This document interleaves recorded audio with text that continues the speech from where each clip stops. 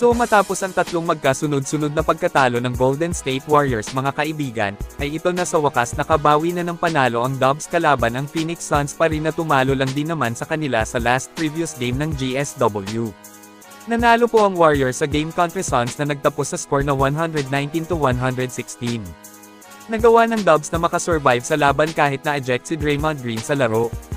No problem lang naman pala para sa gold-blooded, may iilang fans pa ngayon ang nagsasabing nagiging sagabal na ngayon si Green sa Warriors.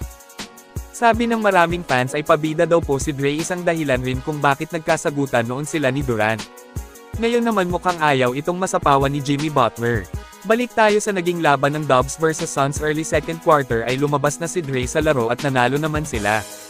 Parang lumalabas na ngayon na nagiging malaking sagabal na nga daw po talaga si Green sa GSW.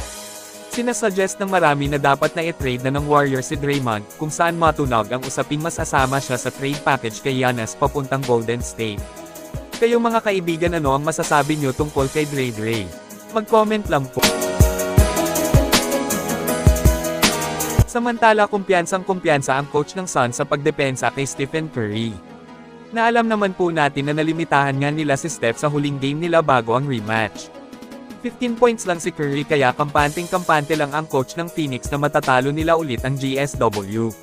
Sinabi niya sa interview bago ang rematch contra Warriors, na kumbaga walang problema sa kanila ang greatest shooter dahil nga rin sa nalimitahan nila ito.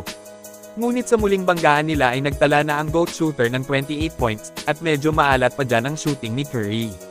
Masasabing kaya ngang limitahan si Steph pero mahirap gawin ng sunod-sunod kasi talagang magaling at napakatalino maglaro. Mukhang mapapahiya dito ang coach ng Suns masyado kasing naging kampante, na parang lumalabas na nagyayabang na. Ito panoorin natin ulit ang ginawa ni Steph contra Phoenix Suns.